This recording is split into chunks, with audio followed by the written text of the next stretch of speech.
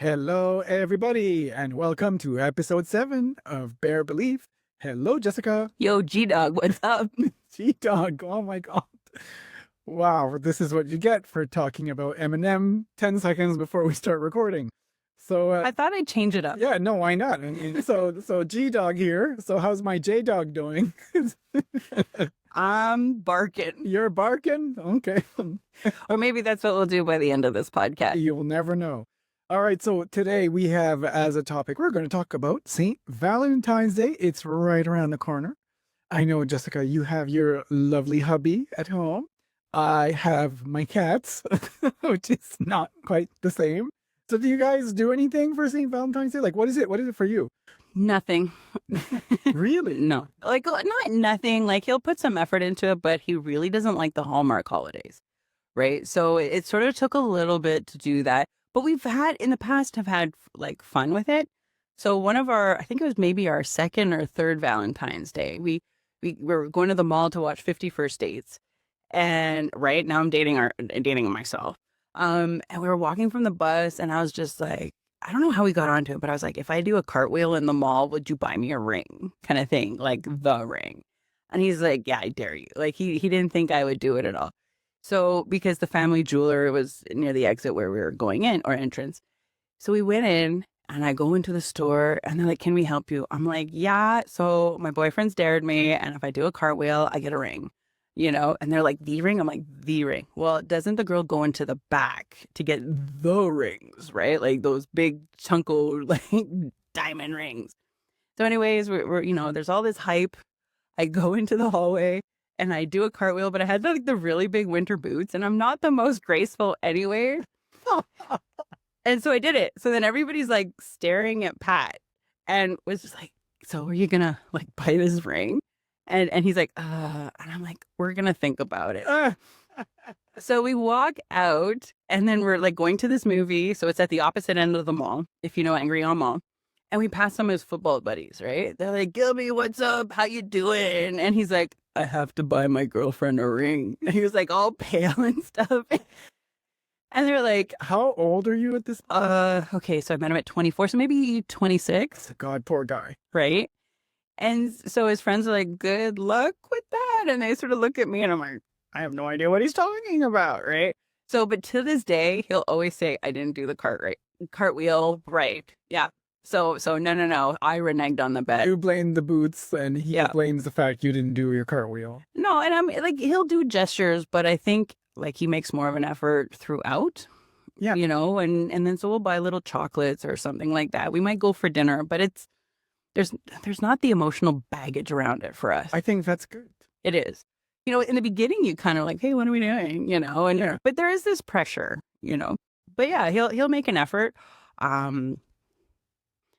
But I've had to learn to just not. Is that something that bothers you? Like, because at the beginning it did, because you have the whole Cinderella idea of love, right? Like, oh, well, we're brainwashed to do that. Exactly. And this is what you want a guy to be. And this is what Mr. Charming's going to do. But I was never materialistic. Like, I don't need the spa days. I don't need that. You know what? Just call me or send me a cute little text. Like, just pretend you actually think about me for 2 minutes in your day, And I'm sure he does. But, but now I think love changes as you grow. Yeah, it evolves. And how you express that and how you... it's a deep partnership now. I mean, we've both been jerks throughout our marriages and whatnot, and we've had to work through stuff. And it's definitely not what that young love was. I don't think we would have survived if we were still in that stage.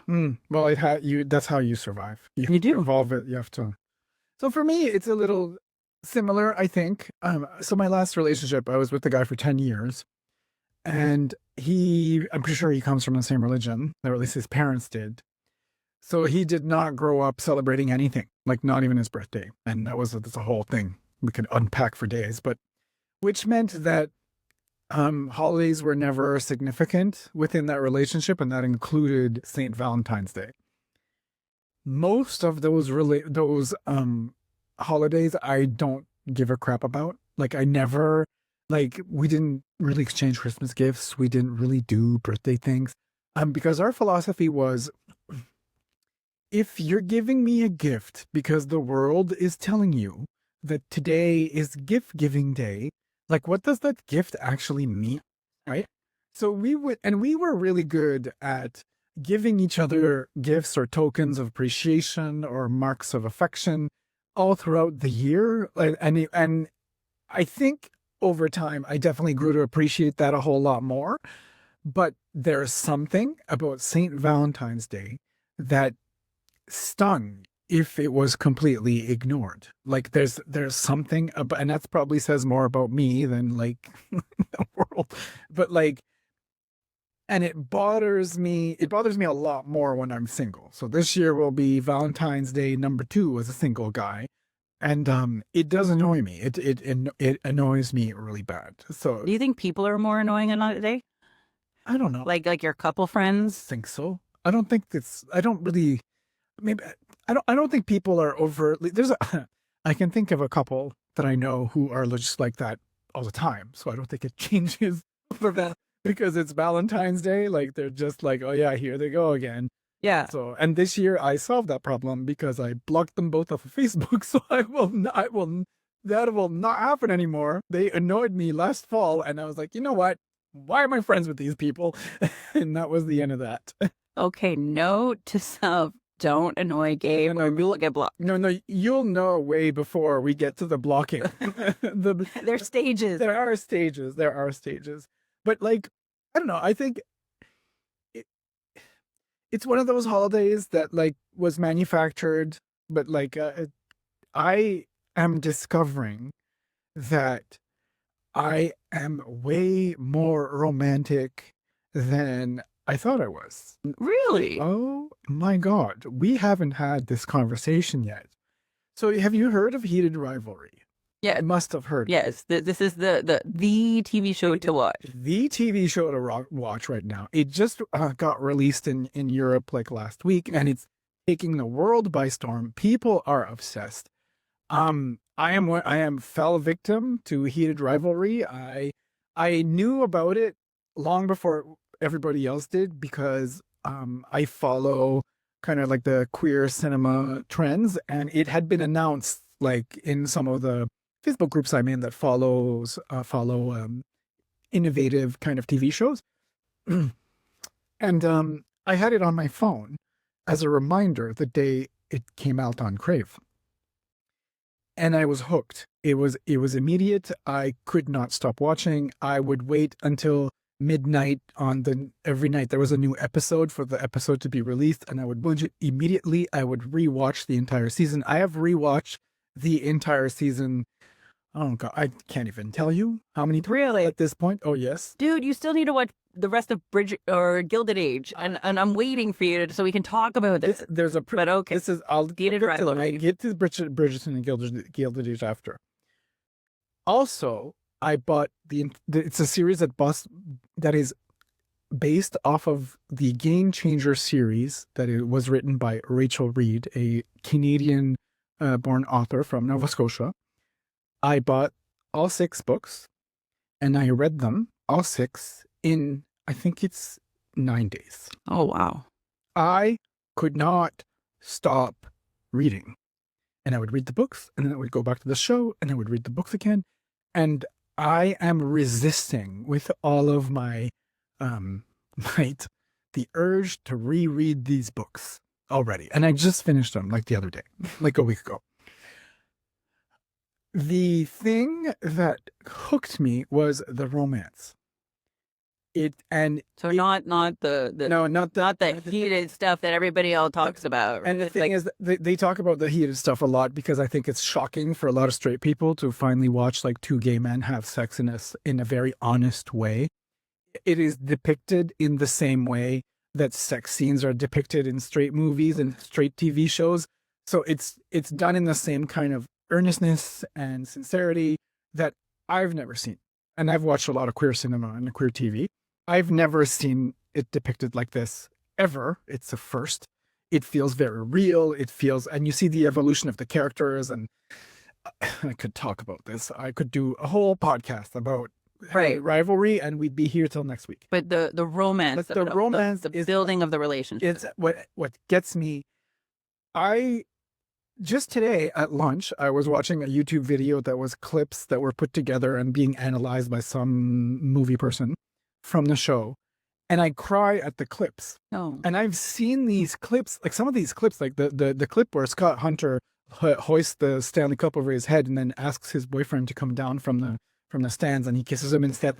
Kisses. I don't care about, if you don't know about hidden rivalry at this point, screw your spoilers. It's your fault for not Having watching it. the show. Fair enough. It's been out long enough. And I feel like if you haven't watched it at this point, like you don't care enough anyway. So it doesn't matter. Tell us how you really feel. I don't care. So this Kip poignant scene. and there's this scene, and it's an epic scene, and it's very important to the whole plot between Ilya and Shane. And I can't stop myself. It gets me. I blubber like a fool. I was I was reading these books on the plane, and I would have to put the book down because I was crying in my freaking seat in the plane. And like, I mean, crying, like I need like get tissues. It's not like the one tear. And I'm like, hard, like in the plane trying to get like all of this out of me. And it was just, and then I'd be like, all right, compose yourself. And then I'd see the flight attendant, because where I was sitting, the flight attendant had a clear view into my seat, and it just kind of looking, and she'd be looking at me like, "Whoa." And I'm a reader. I read all the time. I've never had so many people ask me about these books out in public. I was at got my hair cut, what do you call that person? Clip. The hairdresser. Oof, geez, words are hard today. I had the hairdresser ask me about the book. My physiotherapist asked me about the book. I went for my STI screening. The nurse asked me about the book. Like hey,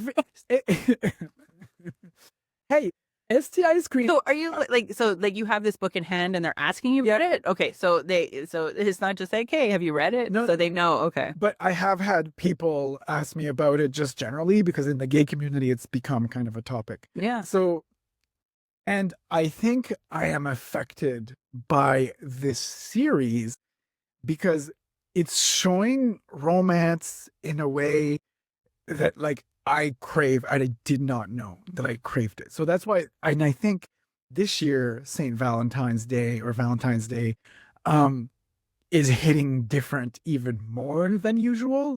Cause like I'm reminded of all of this, and I'm kind of, still thinking about that guy that I broke up with 2 years ago. Like it's still there somehow. But yeah, so that's kind of like my Valentine's Day experience this year. So whatever. I mean, there's still what day is it today? Or there's still, okay, you got 10 days. We got 9-ish days before Valentine's Day. So this comes out, I think, on Monday. So this means there'll be 5 days left before Valentine's Day. So seriously, bear belief at podcast@gmail.com. I will read your emails. We would love to hear what your favorite Valentine's experience was. I would love to hear that. Yes. What are your Valentine's Day experiences are? What is it like for you? That would be great, actually. So you talk about heated rivalry, and I haven't seen it yet. And part of me, so this is going to probably come out wrong, but I'm coming to a point, no matter what type, but I'm just tired of gratuitous sex scenes. Yeah. Right. And so, but that's how the show is being marketed. It's right. And so fair enough. And I remember sort of having that conversation, and I kind of was called something. I'm like, no, it's not. I don't care what kind, but I'm just so tired of the overtness of it all. And by the way, you don't see anything. Fair. Oh, okay. But again, the way it's marketed, but that's the thing. So it's so innuendo. It's marketed in a way. So this, I'll give it this. I've never seen sex scenes so beautifully shot. They are cinematog. They are done in a way that is very artful. The lighting is incredible. The way they use shadow and innuendo to so they're really storytelling in it. More than that, you can see the sex evolve as their relationship evolves. Oh, The interesting. sex they're having in episode 1 is not the same they're having in episode 6. Very. And it's this, the sex is kind of a plot point in itself. Like, it's not just there as a like, ooh, look, two gay guys having sex. You really see the evolution of their relationship, not just through themselves and through the story, but through the sex as well. So I think it's done in Right. crazy. So on that is I just sort of binged Bridgerton, right? I am a fan, but again, like, so I was sort of like cringing because they like to get very overt with a lot of the things they do, and it's okay. I don't think Eid Rivalry is that different from Bridgerton Okay. in terms of what you see and like the. But again, I think it's just me. I'm like, okay, we don't need to see everything. Like, let us. But that's part of romance, right? Is the imagination, the creativity, the seduction of it all, right? And there's mom. I can't remember mom's name, Lady Bridgerton, and she's sort of navigating after the death of her husband. Like, do I pursue this new relationship? Oh yeah, because she's dating that black guy. Yeah. And it's so beautiful how that evolution happens, right? And that sort of the bashfulness, the shyness, the insecurity about her body, like all the emotions like she's going through, and how a genuine gentleman he is, because he's really just about her, and he's like, I'm ready when you are, but they say it so more eloquently than I am. But it was just beautiful to kind of finally see that moment where they do sort of consummate their relationship, because again, it wasn't just about, hey, let's just, bump uglies. It was, and I think that's what we're missing in our media, is the relationship development. And because it's turning into that voyeurism, right? Like, let's just watch and sort of that shock media, like, of the 90s. But now, even though we have all these standards, or, the Canadian broadcasting is, what they all say, if you have a problem, call them.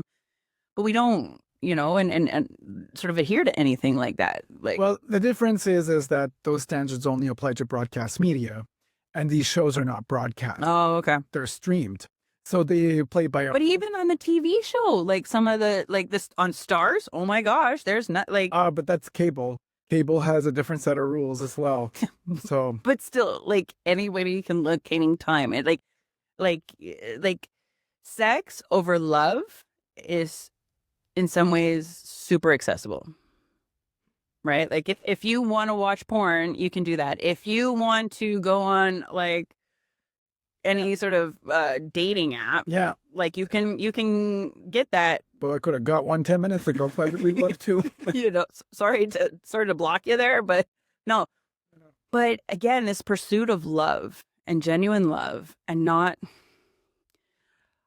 romantic love, yes, romanticized love, like that sort of storybook love. That as a girl, like, no, this is what you want. But it does. So those stories don't exist. I don't think so. And this is one of the reasons they're saying why Heated Rivalry is getting so much attention, because more than half the audience are straight white women or straight women, and cis women, and they're saying a lot of the people who are in that genre of interest or genre of literature are saying that we're not getting those romantic shows anymore. Those romantic movies, they don't exist. Like, where are the Pretty Women's of the 2020s? Like, they don't exist. No, we don't have them anymore. And it's really affecting our youth. Like, I'm hearing some of the stories that, like, 'cause I work with young sort of 15 to 22-year-olds, and just the stories that they're coming up with, and some of the friend stories I'm hearing through my daughter or whatnot. I'm just like, it's not about connection,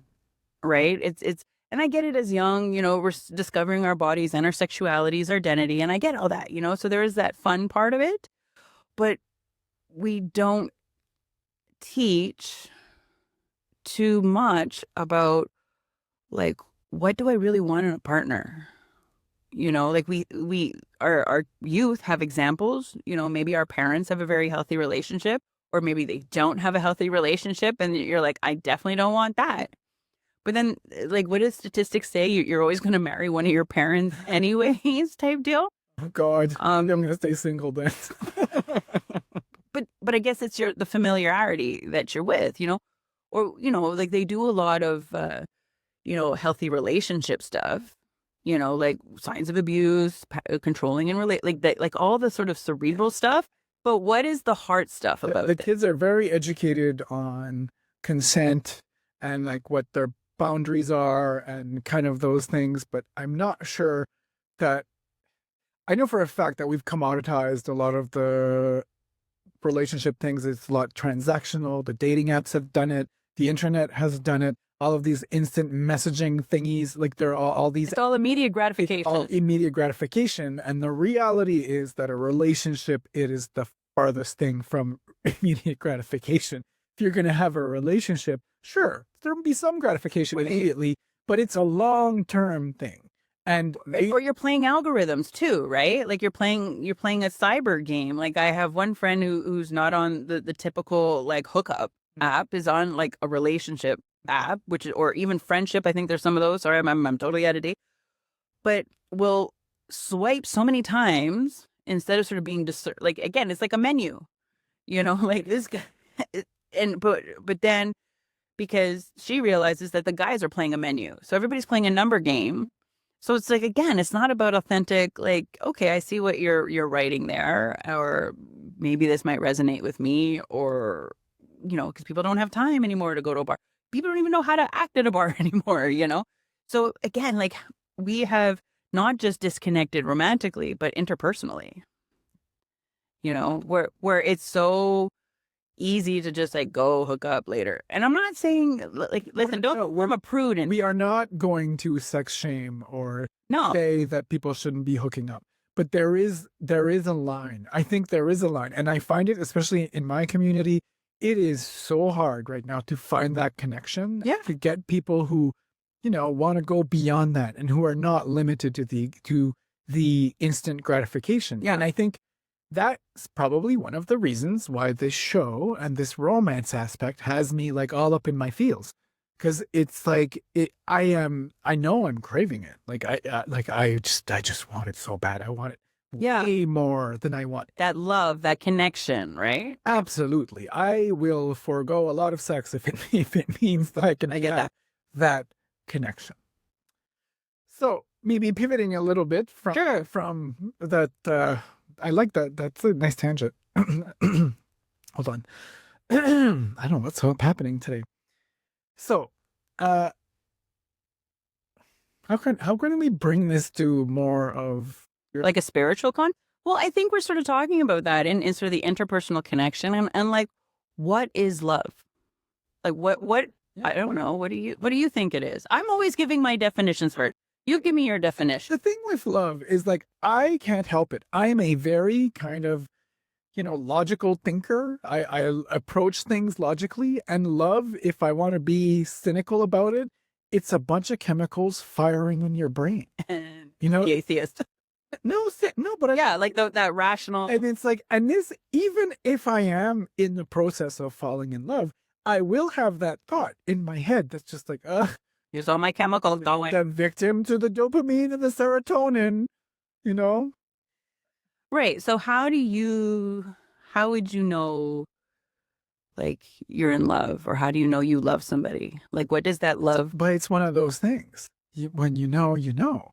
Like, it's like, I don't know, like, how do you, I'd have a hard time describing what love is, but like, I know the people I love, I know what that feels like, and I definitely know when I'm falling in love with someone. Okay.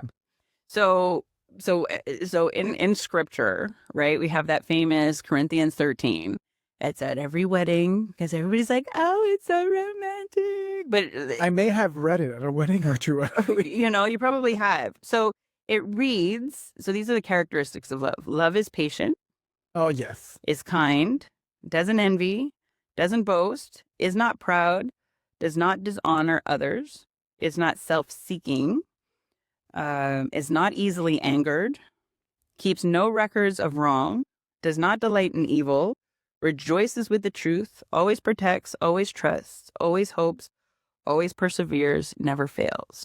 But you know what? That doesn't tell you what it is. It tells you what it does. So which is kind of interesting. Right. So So the one that always pops out with me is keeps no records of wrongs, right? And so it goes like to forgiveness. You know, how easily do we forgive our loved one? Like I can remember kind of dating a guy and he's like, well, saying I love you doesn't mean I have to say, or we don't have to say we're sorry. Bite me.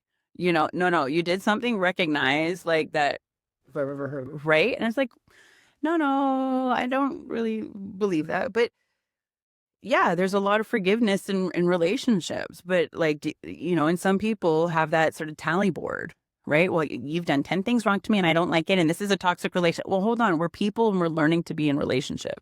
So it doesn't mean you have to not forget, because again, you have to like understand your environment, because maybe it is an unhealthy relationship. Yeah, and I think it's knowing the difference, Right. you know, from what is an event that you learn from and move on and grow, or what is an event that's truly toxic and you need to get away from. You know? And sometimes people, I can think of, and I think he would agree. So my ex, the first like real long term relationship where we actually moved in with each other, this guy and I, we were not good for each other. We were not. I had behaviors with this guy that seriously I question. Like I don't understand how this came out of me. And we're friends now, so we've talked about it like, you know, Okay. 15 years. Little closure happening. Yeah. There we needed a lot of closure. And he said the same thing. He's like, we don't recognize the people that we were as people together. It didn't make sense. We brought out of each other things that we didn't even know were there. So, you know, fast forward like 25 years, him and I were actually friends now, and like decent friends. And we can talk about things because we kind of understand each other a lot better. Mm-hmm. So yeah, so and I guess we would say that love has changed. It's not the same. I don't love him the same way that I did 25 years ago when we were together. And I think that's okay, you know. And it ended up in the good in the long term. Like I think it's a good thing. Like he's a good friend. For sure. But I think there's a lot of expectations versus love, right? You know, is it conditions on love? Because I mean, a lot of religions talk about how the holy other, the God, is unconditional love. Like, so no matter what, God's always going to love. But yet human love is more like the pros and cons and stuff like that. I think unconditional love is interesting. It's a concept. Like I can understand the concept, but like really unconditional, like how do you like there has to be limits, right? Like if you're gonna you're gonna give unconditional love to somebody who's like, I don't know, a serial killer, or like what's the limit? Is that really a thing? Are we really going to go that far? I don't know, not me. No, I'm not that. But then the question comes, like, is it God's unconditional love, or are we turning away from a healthy, loving relationship? Right?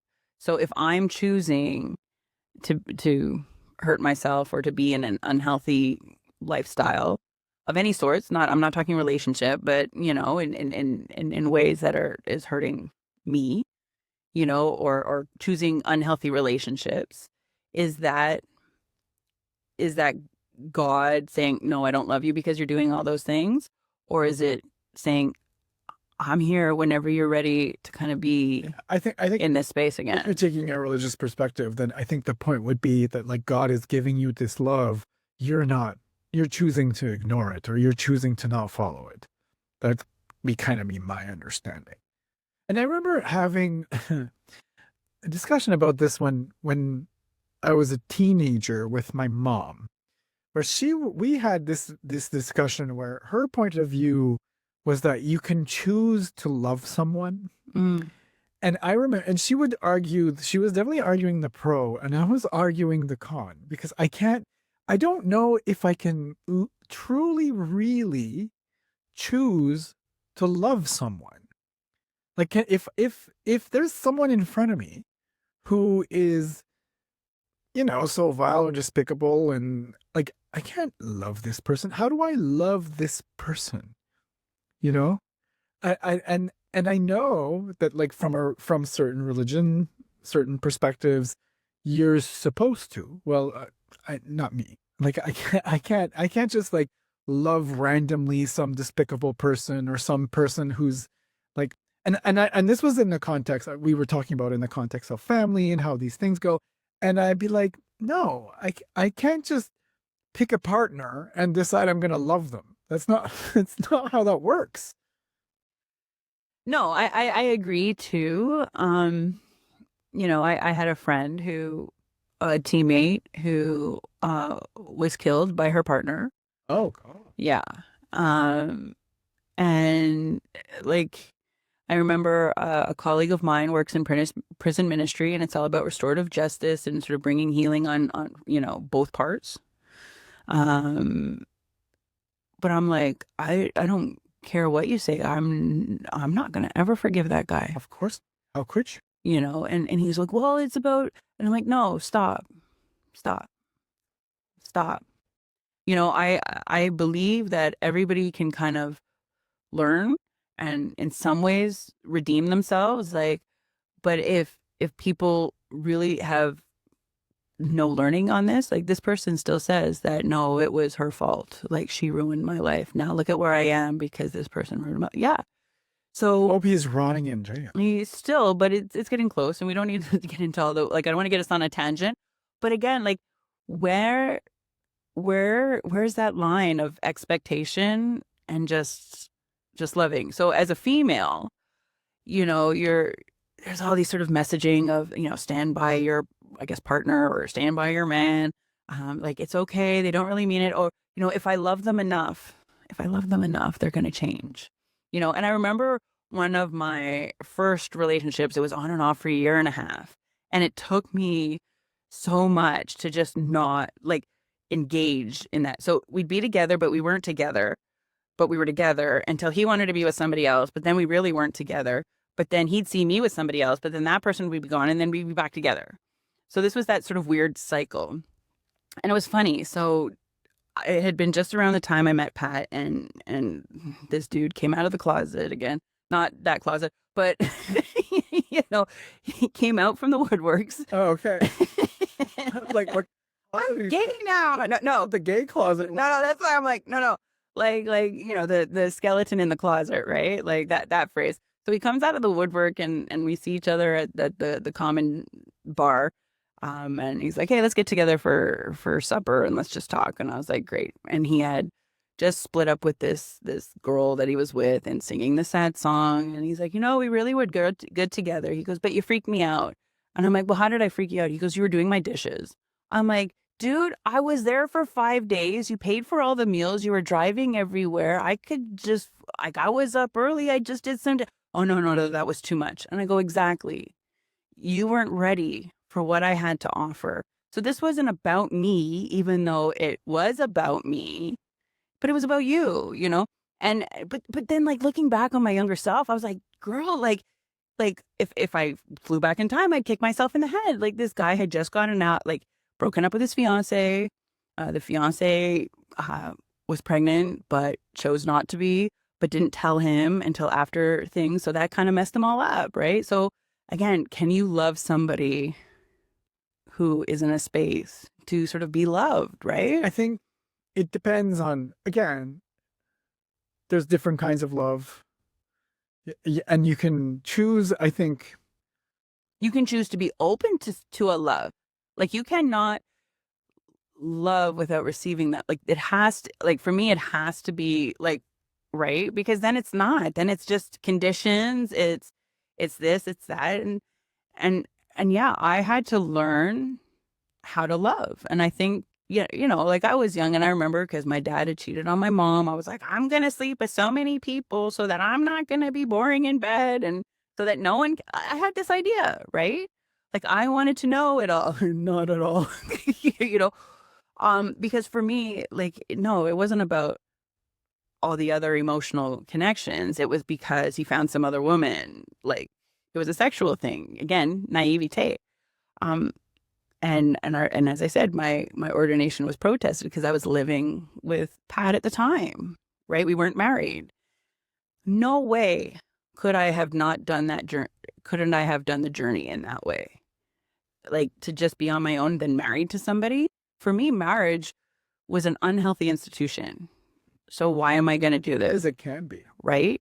And for some people, it definitely is. And there was a part like, I'm like, wait, marriage is all about property, like women had to be married. So for survival, and I I literally had to give the bride's family a bunch of stuff to get the woman. Like, to get right. It was a transactional thing. So it was this weird institution that we've romanticized, but it's like all these different things. So again, like in scripture, the 10 Commandments, thou shalt not covet your neighbor's wife.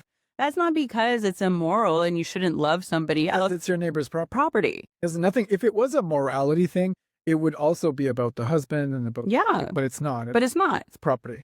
So I think a lot of those new Old Testament things comes from legal scripts more than spiritual stuff. So right, and how we need to operate with one another, so not to cause fights and battles and all these things. But that's to say that, like, so Pat and I are 24, so I'm 40 some odd years now. So yeah, like over 25, almost 25 years we've been together. The love has changed. It's grown.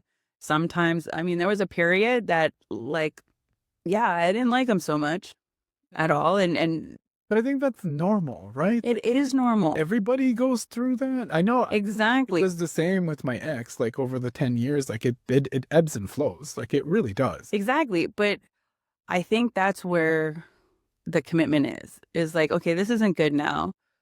Am I going to put up with this? Or do I see a light at the end where we can, like, I think it's like one of those trees that has like the many different sort of vines, like parts of it, like, but you see it distinctly. And you'll see that one kind of grow off like this because we're going to change. And so that doesn't mean we stay the same people, but sometimes we need a little space to figure it out to then come back together. And I think sometimes, even if eventually the relationship ends, it's not necessarily a failure. I know if you want to be in a relationship with someone that will give both people the chance to grow. And sometimes that growth is in different directions, and you cannot prevent that growth because then it's toxic anyway, and you need to end it. So, but then people feel they've wasted that time. No, I don't think so. Right? We've been brainwashed into thinking that the end of a relationship means that it's been a failure, and I don't think that's always the case. I think a lot of times they were what they were supposed to be when they were, and everybody moves on. And if you can stick the dismount, if I can use an Olympic reference, if you can stick the dismount, everybody should be better off after, not worse off. But that comes in the integrity of actually on how we can break up as well. Absolutely. Like I had a friend, I got so mad. We had gone out and all of a sudden, like he's like, you're going to get a phone call. I'm like, what are you talking about? I'm going to get a phone call. And then the phone rang and he's like, there it is. Well, he decided to break up with a friend of mine on her answering machine. Like this was before sort of text was like, you didn't have to pay for text, right? Dating yourself if you're a dog. Right. And I'm like, dude, like she was out of town and you left it on your answering machine. Well, she left her toothbrush and I freaked out, man. And I'm like, be a man. Like just be a solid person. And it doesn't matter, like, any kind of relationship. Just, you know what? This isn't working for me. If people are making decisions, they're making decisions based on themselves. And sure, there might be something that doesn't fit. It's rarely about you. It's like never about you. Well, I was on a date recently with a guy and nice guy, very attractive. But like I can't really tell you anything bad about him. But it just wasn't there. It's not there. And so that's not him. Is it me? Nah, maybe. But like you can't feel bad about these things. No. But this whole thing of everybody ghosting each other now, and even in friendships, is like you just don't hear that. I'm sorry. Grow up. So you heard it here, folks. No more ghosting. No more ghosting. What's the opposite of a ghost? I don't know. Be real. An apparition. No, that's still not quite there. No, and it's hard. It's hard to, like, if you're going to share your person, your body, your soul, like if you're getting that deep with somebody and you can at least have a conversation. Use your words, folks. Use your word. Use your words. Yeah. All right. So I think we've done it. Cool.